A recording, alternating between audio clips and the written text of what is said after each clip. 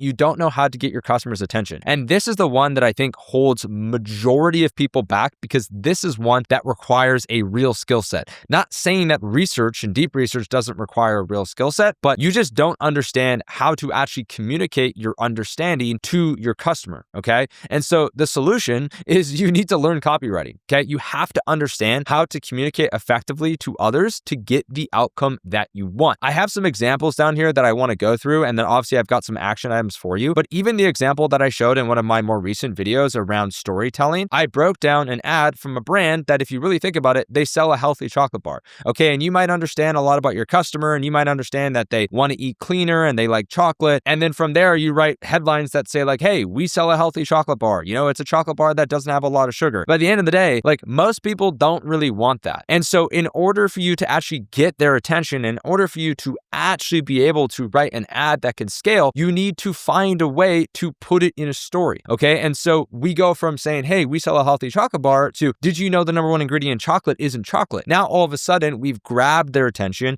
we've hooked them in with juxtaposition that creates curiosity, and as a result, we can now tell a story. And if you haven't seen that video, I highly recommend that you go and watch it. But the main thing is that you need to go and read and study some advertising and copywriting books, okay? Breakthrough Advertising, Advertising, Ogilvy, even Influence is an amazing book on how to understand people. Or if you want some other people that you can follow more recent, you can check out Alan Soltanic or Harry Dry. These are phenomenal copywriters that, again, you need to understand how to communicate with people. This is one of the most legitimate skills that you need. And I've said this before and I'll say it again, but most of you don't understand that your skill set in copywriting could be light years better. And it's one of the main things that is holding you back from actually writing great ads. And to just give you guys an example of this as well, I'm going to zoom in on this because I actually even use this in my day-to-day life when I'm communicating. And I think this is a really awesome way to help you understand the importance of just words in general, which a copywriting is essentially that. It's just like how you say words. I want you guys to envision this scenario, and I know this is not going to be applicable to everybody, but this is something where, again, just communication in general and just the assembly of words can help you get more of what you want, okay?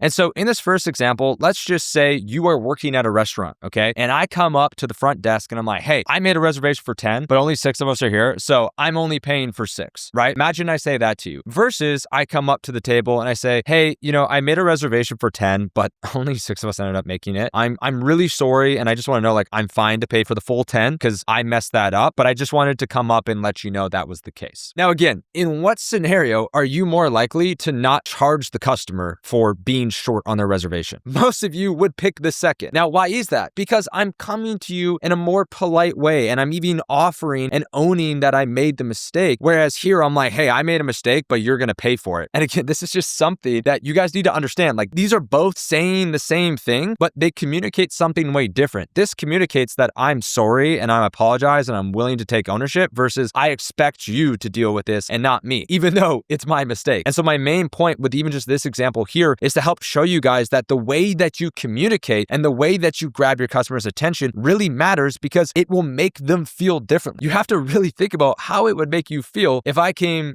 storming up to the desk saying, I'm not paying for 10 people, deal with it, versus, hey, I'm so sorry. Listen, I'll own this. I'm more than happy to pay for 10. And as a result of me saying it that way, you're probably more inclined, just due to like reciprocity, me like, oh, hey, this is a nice guy. Like, hey, no, don't worry about it. Everybody makes mistakes. It's fine. I'm not going to charge you for the additional 4 seats, right? Why does that happen, right? Like, how is that possible? That is called communication. And so I'm hoping that this visual example will help you guys understand the importance of writing copy that makes people feel a specific way.